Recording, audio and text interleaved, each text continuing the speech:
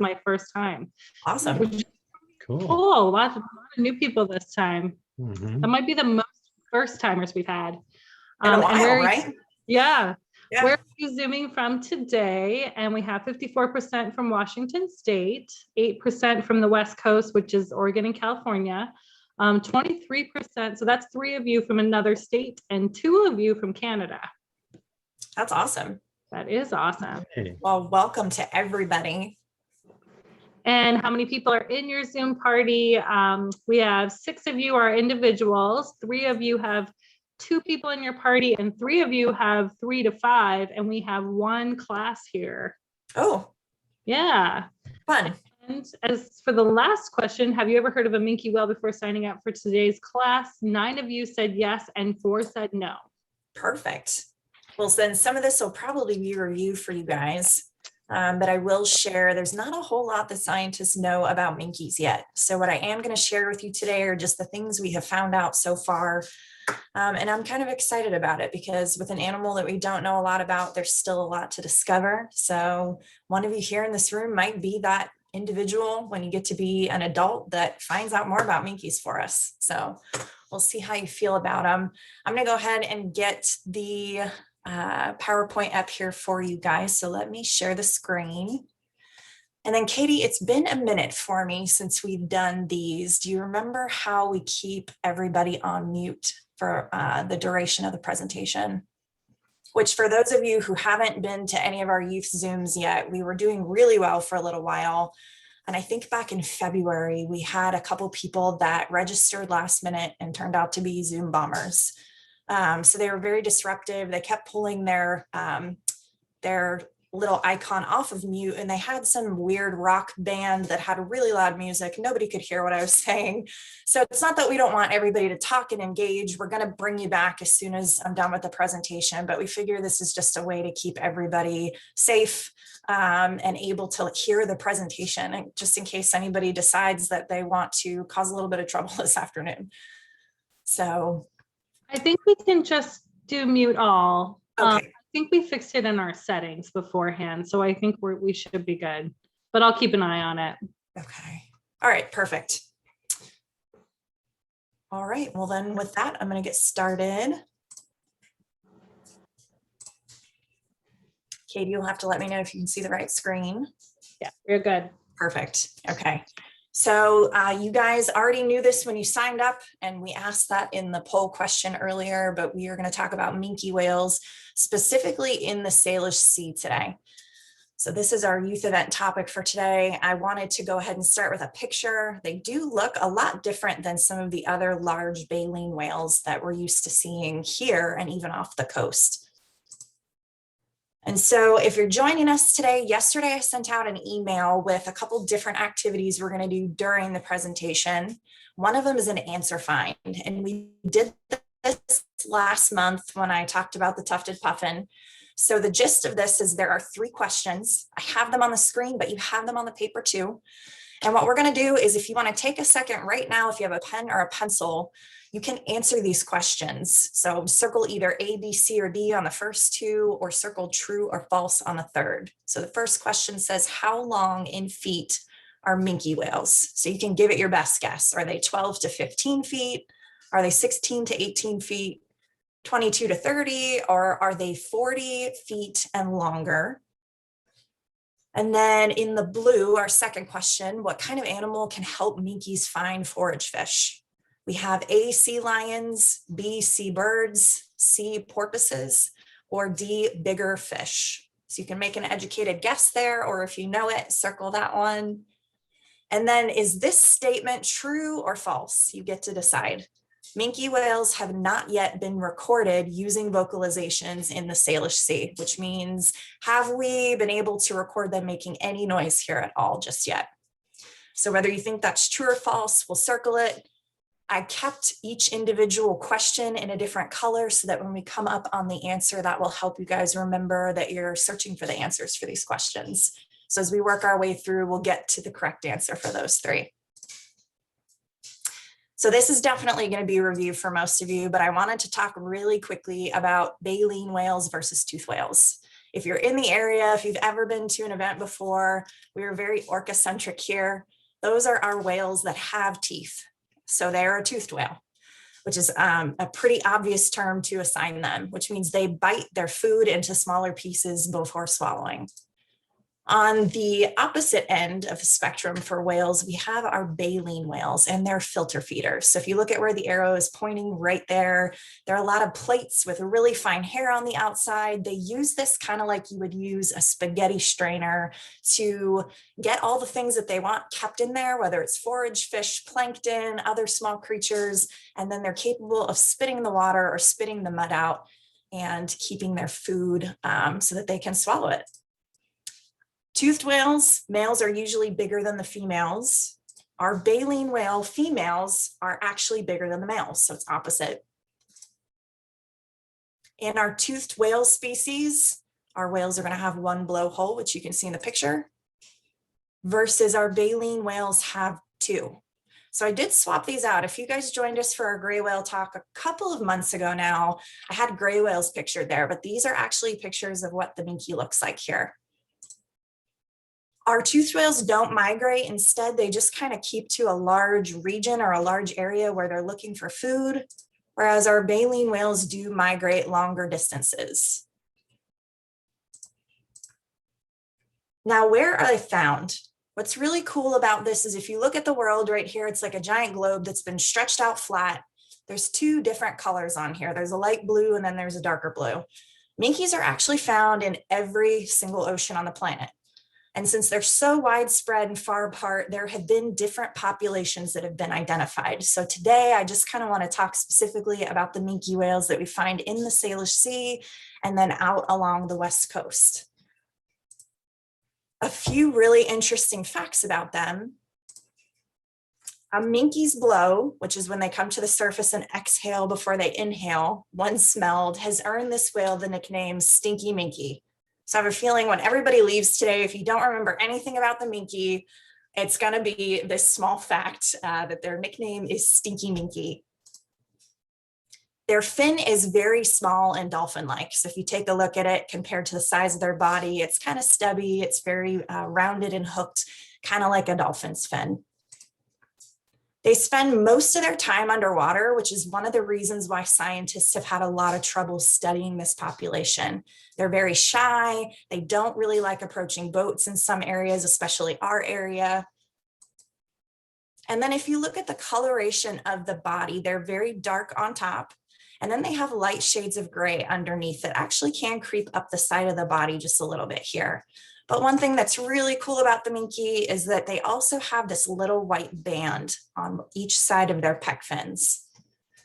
Now, minkies are mostly spotted in maybe groups of 2 to 3. Sometimes they're all by themselves, and it seems like they're mostly solitary, which means they travel alone, unless it's a mother with a baby. So I want to talk about size and prey types. In our adults, our minkies get up to 22 to 30 feet. So if you guys go back to that question, our first question was, how long do minke whales get in feet? The answer should be C. I don't have that in front of me, but the 22 to 30 feet, if you answered that or guessed that, you answered it correctly. And what's really cool about that is the same size as our average orcas here. So they're really not very large baleen whales at all. In fact, if we were to compare it to about a medium-sized school bus, they're not even quite the size of that bus. So you'll see I have a little dotted line here where the tail is. So there's a small part that wouldn't overlap the size of the bus. But on average, they weigh 12 to 19,000 pounds, which is still a lot more than we are. And they actually are the smallest baleen whale in the Salish Sea here. Now, their babies or their calves are 8 to 9 feet long when they're born. And if you think about the average motorcycle size, so a big bike, they are a little bit larger than that. You'll see the same thing here where the nose overlaps the picture of the motorcycle. And they weigh around 1,000 pounds when they're born. So think about that. Human babies can be anywhere between like 6 to 9, maybe 10 pounds. 1,000-pound whale when that minke is born is quite a bit. And again, just like with our gray whales that we talked about a couple of months ago, there's a pattern here with our baleen whales. So they're larger whales, but the prey that they're looking for, the food that they're looking for is very small. So they're looking for zooplankton, which in most cases you might need a microscope to see, up to small schooling fish like sand lance or herring. So they actually share the same kind of prey that we talked about with the tufted puffin last month, just to get a broad scope of what these animals are eating. And so I wanted to share a funny story with you guys, because again, we don't have a lot of really good concrete info on minkies, but we do have some funny things to note. And the story goes, a long time ago, there was a sailor who was brand new to whale spotting. His name was Minke, and his crew wanted him to tell them when they spotted a certain small whale that had a short dolphin-like fin. So the first time Minke got on board with his crew, he began looking for the whale that they wanted to know about. "A whale," exclaimed Minke, "the small whale you're looking for." The crew quickly came to the deck to find a giant blue whale at the surface. "You must be joking, Minke," they laughed. "That's the largest whale in the world.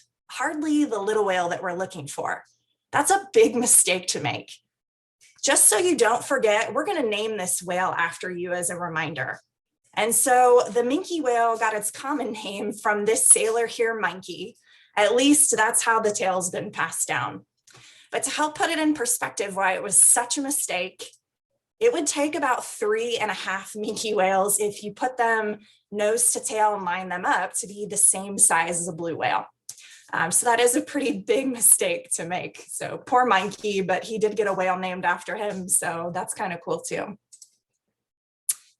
Behaviors for our minke whales. So we have surfacing behavior where that whale is going to come up to the surface to breathe. It'll exhale and inhale. Spy hopping is sometimes a thing that we see around the Salish Sea, but that happens a lot in other parts of the world as well. So that's when the top part of the head is exposed enough to be able to see the eye on the whale. Minkies can be lunge feeders, meaning that they'll corral a big school of fish under the surface and then from underneath come up to the top of the surface with their mouth open really wide, do it really fast, and they're trying to catch as many fish as they can in their mouth when they do this. So what you'll notice here is between the spy hop and the lunge feed, look how much bigger this baleen whale looks. So what's really cool is with its mouth closed here, its throat is actually constricted or flat up against the whale's body. But when it comes up to the surface to feed, it has all these grooves in its throat that are able to expand. And it's holding all that water that's got the fish in it before the minke pushes all of the water through the baleen. So it's pretty cool. And then there's porpoising behavior, which in all of our whales, all of our dolphins means that the animal is moving very quickly through the water. It causes a wake, so splashing that comes off of either side of the animal as it's moving quickly through the water. And so I wanted to put a star next to the two that we see here typically. I know a few people who think that minkies are a little boring because we don't see some of this exciting behavior like spy hopping, lunge feeding, and porpoising all that much. More or less, if you're lucky enough to spot a minke, you're going to see it come up to breathe, which is this graph that's here. It'll come up to breathe. You'll see a lot of the minke's back before this little fin pops out. And then you'll see them kind of arch back to go underneath. A fun fact about this is minkies don't bring their tail up out of the water like our humpbacks and our gray whales do. So we can't actually identify individuals from each other using that method that we use for other baleen whales. We use their dorsal fins and some other fun markings that you might see on them instead when they come up to surface. So second question that was on your guys' page was what animal might help our minkies find forage fish? And so I have a photo here of birds on the surface of the water. What this tells me when I see it is that there's definitely a lot of forage fish activity happening underneath the water. So minkies are actually smart enough to know how to look for birds and use the birds to tell them where there might be large groups of forage fish. The bottom photo I caught as a minke had already disrupted a bigger group of fish like you see here. So what was really cool about it was I actually kind of almost knew as soon as that minke was going to come up out of the water because all the birds took off from the surface, right? They don't want to accidentally get caught in that mouth or that big throat as it opens up, but they do help the minke find food. When it comes up to the surface or it spy hops a little bit and that eye is up out of the water, it can definitely tell that there's activity going on. So seabirds are the ones that help.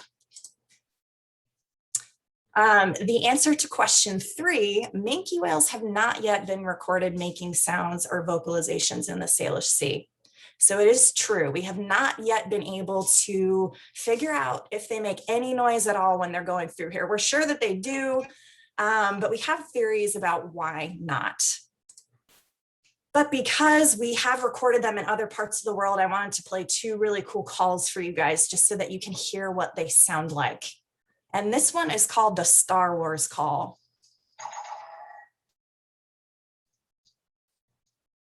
So did everybody get a chance to kind of hear that? I'll play it again because it's short for you.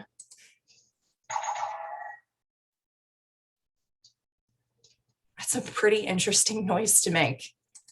And then there's another call called the boing call, and you'll see why here shortly too.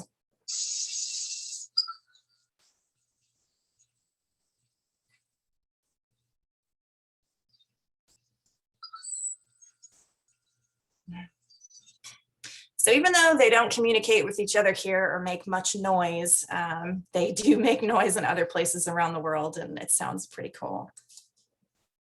Now, one of the reasons why we think that they might not make noise when they're here in the Salish Sea is because of their natural predators.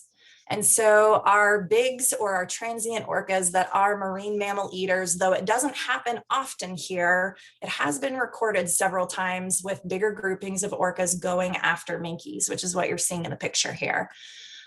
These 2 individuals, this photo was not taken here, but it's a good example of why we would see a minke porpoising through the water very quickly. It's trying to get away from that orca. So the chase could go on for a little while, but that's why we think that they're very sly and slinky and kind of silent while they're here. They're trying to avoid a predator that's just as big as they are. But I wanted to talk to you guys a little bit about some of the man-made threats for our minkies. And so the first would be that in the past and even continuing into the future now, though it's gotten less and less over time, there are certain countries and people around the world that go out and hunt for minke whales. And for a little while in the past, before this activity was put in check, it was something that made minke populations drop pretty dramatically. Today, most populations are pretty stable. There are a couple up around Japan and Norway that they're concerned about, and that's where some of this activity continues. So that's one thing that we've done to kind of impact certain populations around the world. Now, entanglement is a big thing everywhere, and you'll see in this picture down here in the center that there's a big rope kind of fastened around the minke's, probably the top portion of his mouth. I have a feeling he can still get his mouth open to eat, but it can cause lag on the body, which means it can slow the animal down because it's trying to pull something along that's very wet and very heavy. And if it did happen to go around both parts of the mouth, it could keep the animal from eating. So these things are very serious when it happens, and we're always looking for ways to try to make better fishing gear and fix these issues that we've come up with so that we can coexist with these animals in the wild at the same time. One of the other big threats is vessel strikes. So it's usually big boats like this that don't have a lot of room to see over the bow or the front of the boat. So if you're looking at this part right here, minke surface very quickly. You notice that their fin isn't really that tall. Their breath can't really be seen all that well on the top of the surface either. So sometimes boats strike whales and don't even realize that they're doing it. Now, some other things that are threats, and we've talked about this with our other baleen whales, our seabirds. There's a lot of competition for their forage fish prey out there. And part of what's happening with forage fish is also fishing that we've done. Climate change can be a contributing factor. If the environment isn't quite right, those forage fish aren't going to survive. So that's something that we're looking at. Climate change as well, I just mentioned that. So temperatures that are rising make the ocean acidic, which is not a very great place for a lot of our marine species to survive either. And then there are things that we get into the water. So there are man-made chemicals, oil, plastic, bags, different things like that. If they're not eating them themselves, a lot of the chemicals can break down in the water and get into the food supply in very small amounts. But what happens is it builds as you work up the food chain. So this big whale here eats a ton of food. And if all of his food has even just a little bit of contaminated particles in there, and he eats a lot of it, he's going to get a lot more than his prey resource at the very bottom. So I want to go over how you can help. Tell others what you learned about minkies today. So if you're at dinner later on with your folks, if you get a chance to talk to your friends or your siblings, tell them what you learned. You can walk the beach or other areas that have rivers and streams to pick up trash. Anything inland that has a river or a stream all eventually leads into the Salish Sea and then flushes its way out into the ocean. So it's a big ecosystem. Any part of the ecosystem you can help clean up is going to help. You can dispose of your trash properly, and you can reduce your use of plastic. So reusable things are great, whether it's a water bottle, a green bag, a reusable straw, things like that. And then recycle the things that you have to buy that are only single use when you can. Now, shopping locally for American-made items can help with some of that big ship traffic that I showed you guys on the last page. So sometimes our goods and the things that we buy come from other countries and have to be shipped overseas. If we buy more things that are made here, it doesn't necessarily mean that they have been shipped over, and it can help avoid vessel strikes in that manner. And then you can report your whale sightings to us.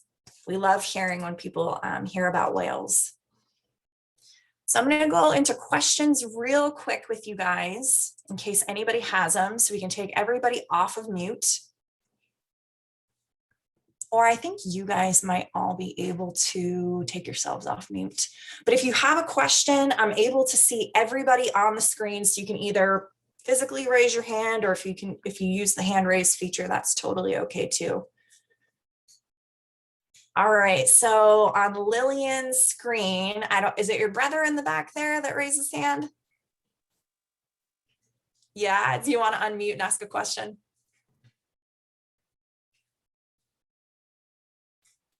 Why do minke whales have very long backs before you see the dorsal fin?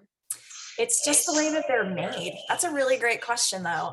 They're just very, very long and slender, as opposed to, if you guys have ever seen our humpbacks or our gray whales, they're a little bit wider in the middle. And I think maybe they're very streamlined so they can swim faster. You saw how fast those orcas go, right? Yeah, so it could be a mechanism that evolution gave them the opportunity to be very sleek and very fast to help them get away from predators. But that's a great question. I would love to know more about that too. All right, and I've got Peyton with a hand up. I think Delia had her hand up. Oh, okay. Let's go to Delia first. My screen's all backwards. Do you know what the lines on the that make their neck bigger are called?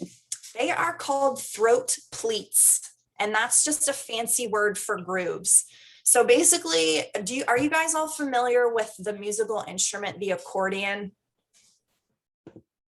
So it's this really, I don't even know if I'll explain this right, but you play it with your hands, and the way that it makes music is you have to pull it out and stretch it really big and then push it in. And when you contract the air or push the air out, I think that's what makes the noise. So if you think about an accordion, it looks very small and compact when you have it together. But then in order to get all that air in there, it's got to be able to expand to a pretty decent size and then push shut again to be able to make that noise. So if you think about it in that context, that minke has got to get a lot of water in its mouth to strain through whatever it's looking for.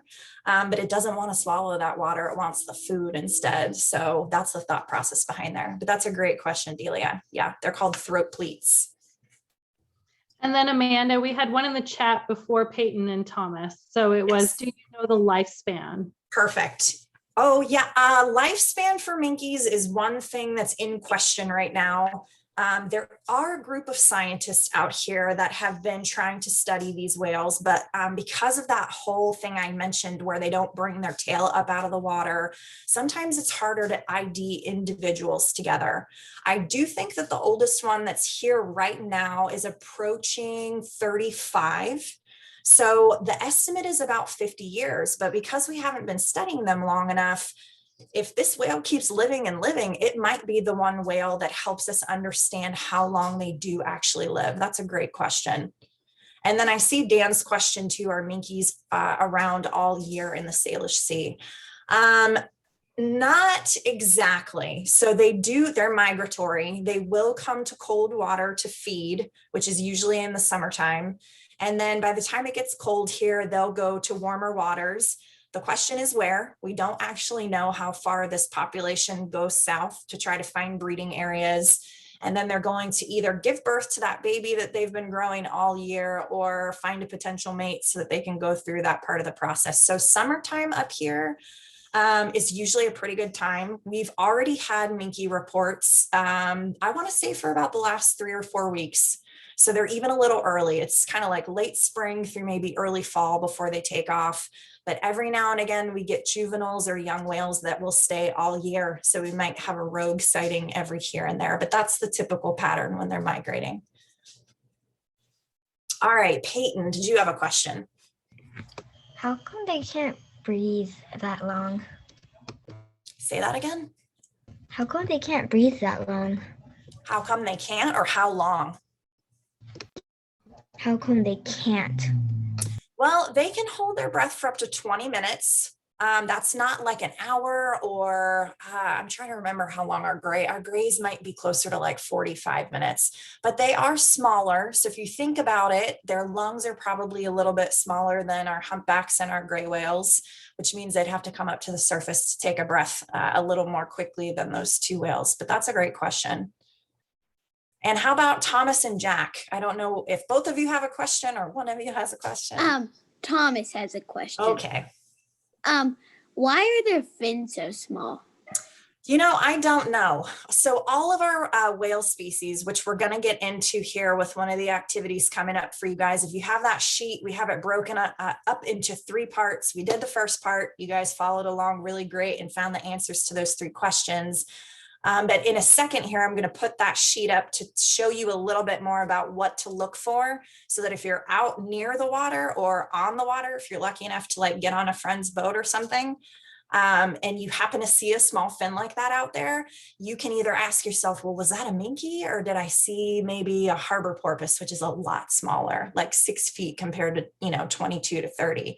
So we're actually going to do a little bit of an exercise to help you guys out with that. And my best guess is that every species is just different. A lot of their body parts help them swim and do the same things, but they all look a little bit different. So it's kind of like you and I, we're all humans, but I've got brown hair and, dark eyes, and some of you have light hair and light eyes. So it's just kind of a characteristic trait, really. And if there's no more questions, you guys kind of want to get back to that part, I'll share my screen again real quick here. All right, I see some heads nodding. We'll get to that part. But before we do, I wanted to let you guys know we're going to do something a little bit different. So we do have a lot of newer people to our youth event this month. It usually only happens once a month, and we try for the 3rd Wednesday. The reason we did it a Wednesday earlier this month was so that there was a little bit of time in between this one before we get to June where we're going to do a mini series instead. So instead of only meeting one Wednesday next month, we're going to meet for all 5 or however many you decide you want to jump in on. And it's a mini series because we're not going to go an hour. We're actually only going to go 30 minutes, but I left a 45-minute window open for everybody to be able to get in, answer the poll, and then we'll get going. But June in Washington State is Orca Action Month. Our partners in Oregon and up in BC have decided for the last 6 years that they're going to share the celebration and come up with events. And so I really wanted to get you guys a little more involved with our Southern residents, but I wanted it to be more activity driven and hands-on.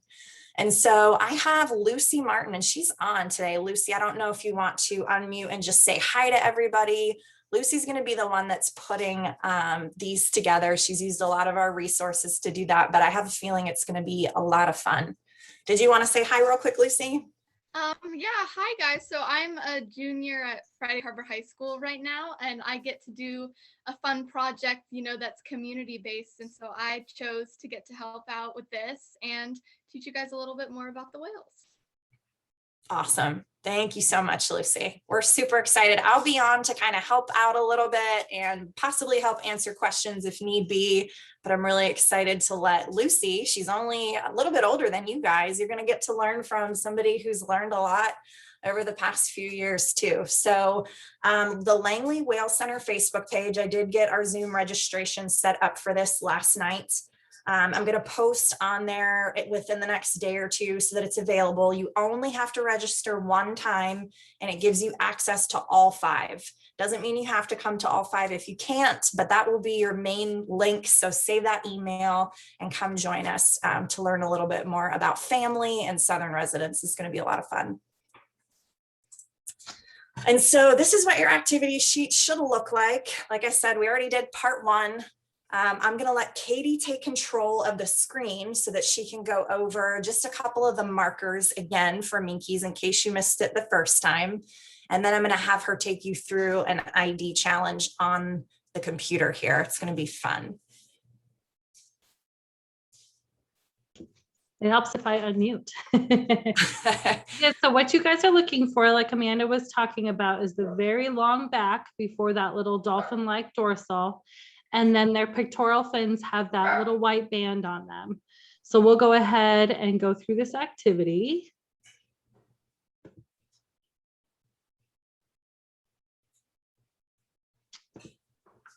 There we go. So everybody take a second and look at this one, and then I'll take raised hands to see if anybody wants to take a guess. Which one is the Minke? Delia, go ahead.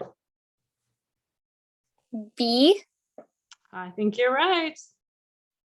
And how did you come to that conclusion? Because it has the long back. Got it. And that little hooked dorsal, right? All Yeah. right. So we got that one. What about the next one?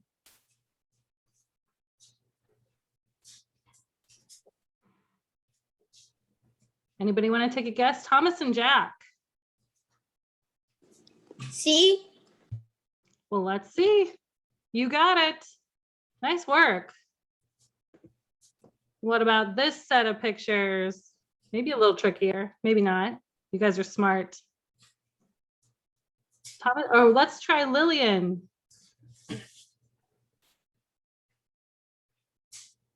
Just say pass.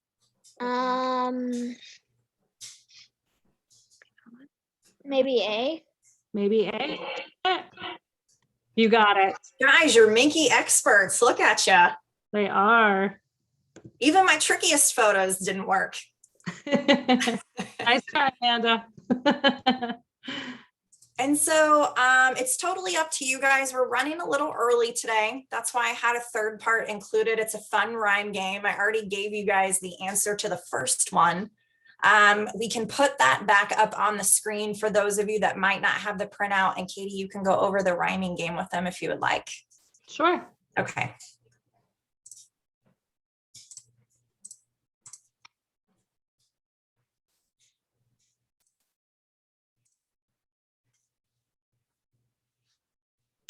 All right, so this part 3, you guys already soared right through part 1 and part 2. So match the words from the word bank, so that little box on your screen, with what would fit best in the rhymes down here.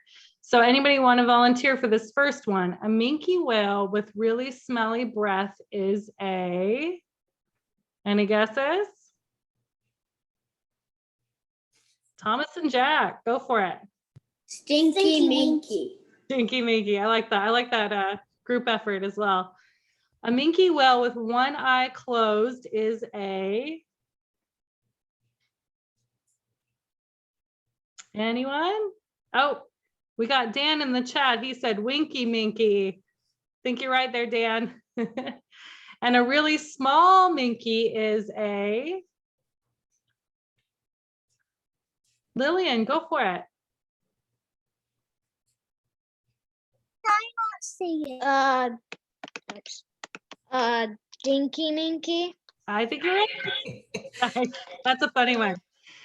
And the last one, a smart minke is a, looking for somebody who hasn't answered yet. I don't know how to do that. One more time, Gemma. I'll say thinky. Finky. There you go. Thinky minky. Good work, guys. That's so awesome. Now you guys are whale experts. You can go out in the field. If you see this out there, those big, long, sleek backs with a tiny little fin, you can call Orca Network and say, I saw a minke. And we would love to know that. So if you guys don't have any other questions about Orca Month next month or about minkies, we're going to turn you loose a little bit early today. Yeah, I see a bunch of smiles. You guys ready to go?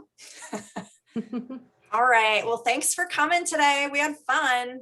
Thanks. We'll see you in June. Good to see everybody. Thanks for coming. See you in a couple weeks. Bye.